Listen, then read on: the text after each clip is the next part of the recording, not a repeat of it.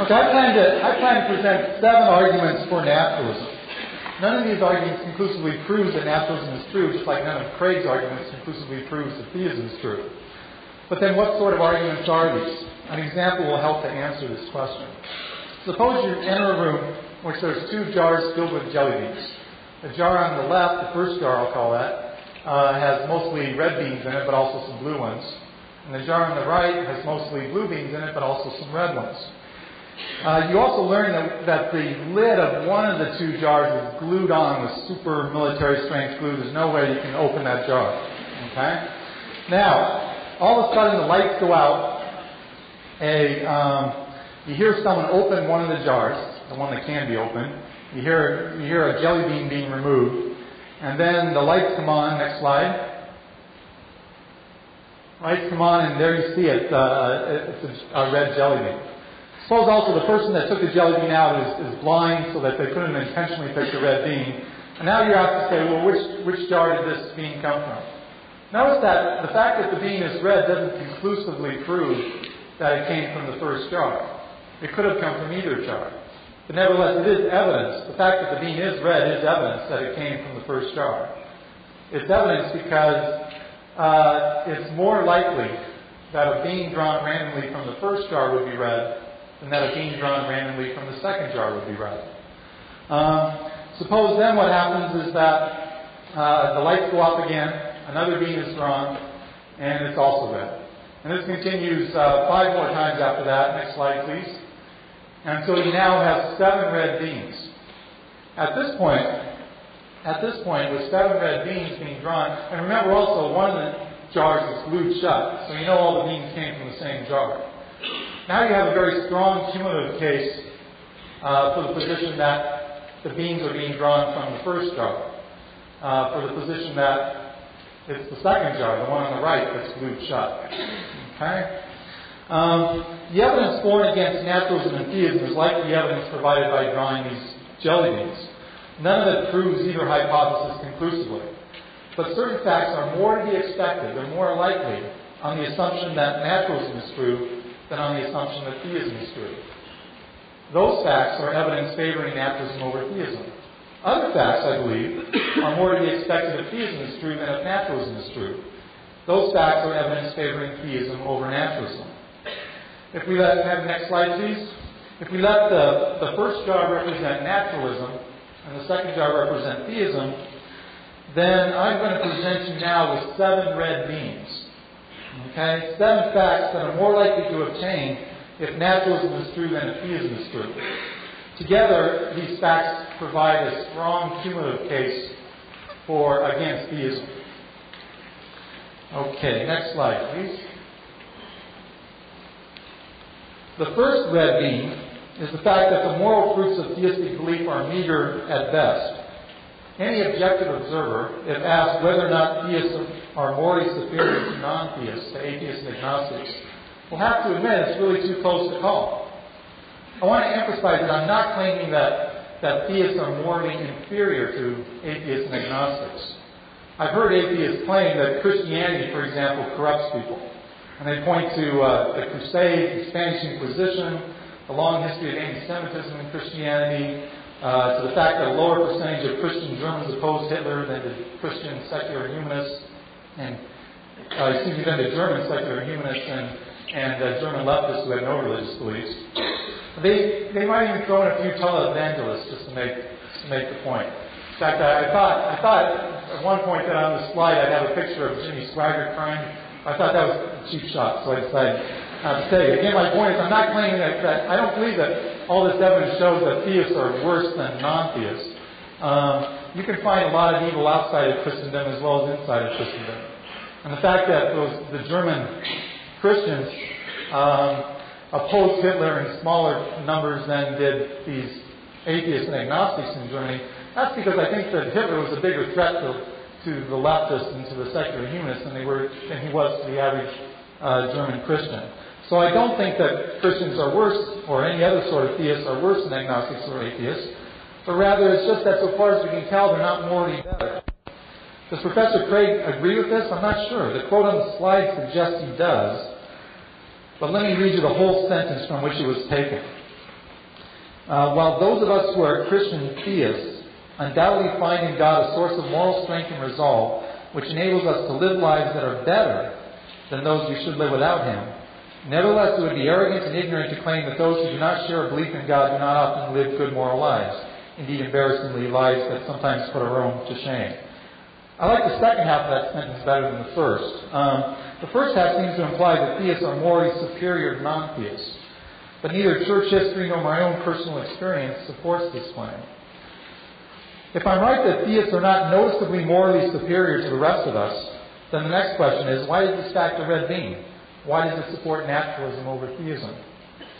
Because on the assumption that theism is true, one has reason to believe that theistic belief would have significant and noticeable moral fruits, that worshiping God would be an abundant source of moral strength. So the absence of such moral fruits is surprising on theism. On naturalism, however, the fact that theistic belief lacks an abundance of moral fruit is not surprising at all. For if naturalism is true, then there is no God, theism is false, and so believing in such a God would not be expected to make people morally better. Thus, the meager moral fruits of theistic belief is a red bean. It's certainly compatible with theism. It doesn't prove that theism is false, but it's more likely on naturalism than on theism. Just like getting a red bean is more likely if you take it from the first jar than from the second jar. So it raises the probability of naturalism relative to theism. Next slide, please. My second red bean is the fact that conscious states of all sorts, and even the very integrity of our personalities, are dependent to a very high degree on physical processes occurring in the brain. Although I do not believe that contemporary neuroscience has proven that brain states and mental states are identical, it has discovered overwhelming evidence for an invariable correlation between the two. In other words, nothing mental happens without something physical happening. This extends even to our deepest sense of self and to the most entrenched parts of our character and personality. For example, in the advanced stages of Alzheimer's disease, a patient who had been previously a kind, gentle person may become violent and aggressive. This in addition to being totally confused, unable to remember anybody, including close family members. All this is caused by the loss of neurons, as you can see on the left there. I mean, look at the difference between a normal aging brain and an Alzheimer's brain. It's hard to believe they're in the brains from the same species. Look at the degeneration in the Alzheimer's brain, the loss of neurons. Also, the presence of neurofibrillary tangles causes the symptoms of Alzheimer's disease. The greater the damage to the brain, the more severe the symptoms, and the more we'll be inclined to believe that the person in question has been destroyed by the disease. All this is extremely strong evidence for the position that consciousness and personality are properties of brains and nervous systems, rather than properties of non-physical minds, or souls as they're sometimes called. In fact, this evidence is so strong that almost all neuroscientists and philosophers of mind deny that we have such souls. Why is this fact a red bean? Because the existence of souls is because the non-existence of souls is exactly what you would expect if naturalism is true. On naturalism, everything in our universe, including human beings, is the product of physical processes. And hence the existence of souls attached to bodies that evolved from non-conscious life, would be extremely surprising on naturalism. Theism, however, entails that at least one mind exists independently of the physical universe. That would be God's mind. Right? Thus, theism presupposes a radical metaphysical dualism, mind and body, and the mental and the physical. And so theism makes it much more likely than naturalism does that, like God's mind, human minds would be non-physical minds. Thus, evidence for the non-existence of such minds, such non-physical minds, is evidence favoring naturalism over theism. Next slide. My third red bean is evolution. I know it's kind of a weird picture for evolution, but I thought it was kind of humorous. Although there's still much to learn, this is evolution and then the regression, right? Although there's still much to learn about the mechanisms that drive evolution, the fact that evolution has occurred is undeniable. The evidence is truly overwhelming. By evolution, I mean the claim that all complex living things are the more or less gradually modified descendants of relatively simple single-cell organisms. Of course, while the truth of evolution may disprove the biblical story of creation, it doesn't prove that there is no God. Most of the theists I know believe in evolution. They believe that God created living things through evolutionary mechanisms. I agree with that completely. I agree that evolution doesn't disprove theism. But it is a red bean. For if naturalism is true, then the only plausible theory of how complex life could come about is through evolutionary means. Alright, so if naturalism is true, evolution pretty much has to be the case. On theism, however, evolution isn't beforehand a sure bet. God could have created things through evolution, or He could have created each species independently, or He could have created certain basic types, allowing for evolutionary change within those basic types, or He could have created everything by evolution except for maybe one species, like humans or something like that. So there's a lot of different possibilities on theism. So while evolution is compatible with theism, it doesn't prove that theism is false. It is no more likely on theism than a variety of other alternatives that are ruled out by naturalism. Thus, evolution is more to be expected on naturalism than on theism, and so it's more evidence favoring naturalism over theism. Next slide. My fourth red jelly bean is the fact that if you can figure out what that pictures mean there, then you're ahead of the game. I'm not even going to try and explain it. My fourth red jelly bean is the fact that pain and pleasure are systematically connected to the biological goal of reproductive success. For example, it's no accident that we find a warm fire on a cold night pleasurable and lying naked in a snowbank painful. Not that I've tried that or anything. Maintaining a constant body temperature increases our chances of temporary survival and thereby increases our chances of reproducing. I could give countless other examples, but the connection between pain and pleasure and reproductive success and the systematic nature of that connection is so striking that additional examples are not needed. Instead, I'll now turn to the task of showing that this connection is a red bean. It is much more probable on naturalism than it is on theism.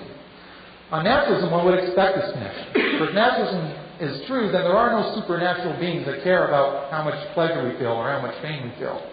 Thus, on naturalism, one would expect pain and pleasure just to play the same biological role that other parts of organic systems play, like perspiration and shivering, right? Again, promotes survival and hence reproduction. If theism is true, then a morally perfect God wouldn't produce pleasure and pain without some justifying moral reason for doing so. And the chances that such a reason would coincide with biological goals, well, it's far from certain, right? I would say pretty slim. Thus, on theism, one has reason to expect pain and pleasure to be treated differently than perspiration and shivering. So the systematic connection between pain and pleasure and reproductive success is much more likely on naturalism than on theism, and so again increases the ratio of the probability of naturalism to the probability of theism. Next slide.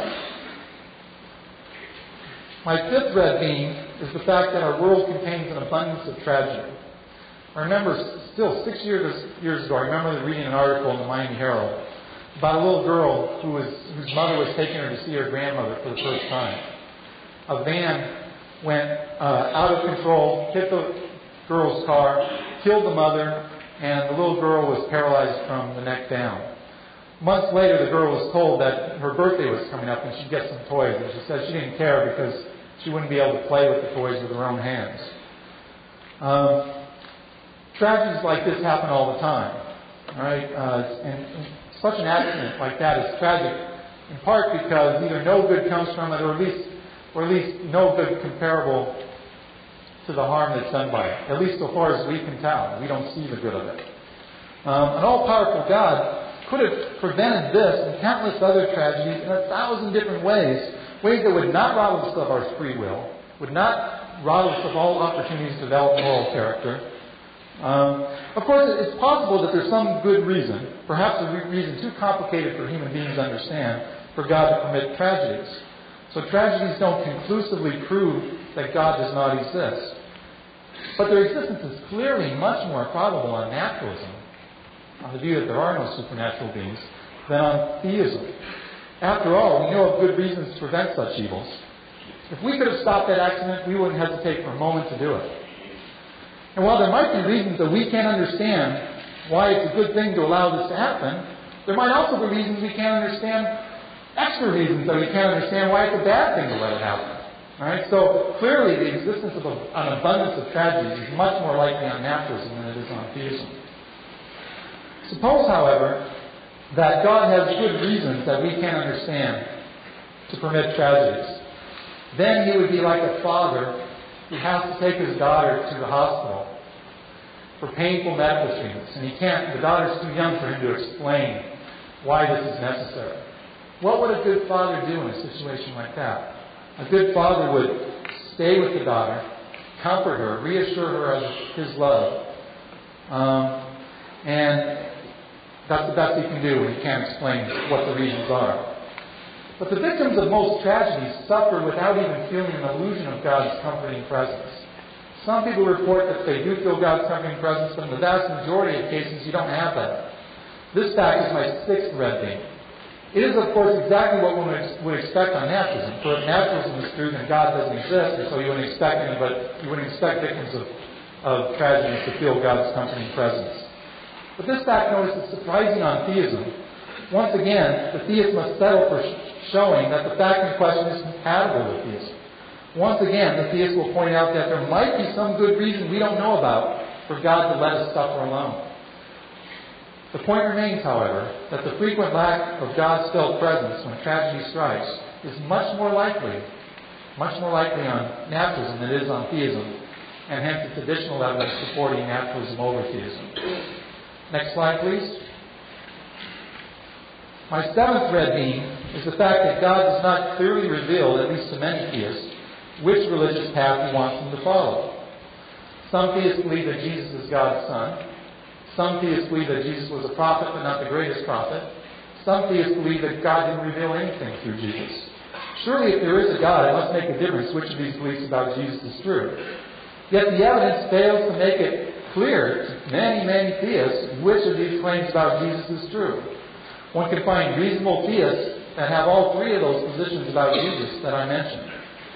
More generally, the fact that God has not clearly revealed His purposes and commands to a great many theists, well, that's absolutely stern on the assumption that naturalism is true, because if naturalism is true, there is no God, so there's no clear revelation. But it's somewhat surprising on theism. Again, there might be good reasons we don't know about, but it's somewhat surprising on theism. Thus, the seventh red bean has been drawn. Together, these seven red beans provide a very strong cumulative case against theism.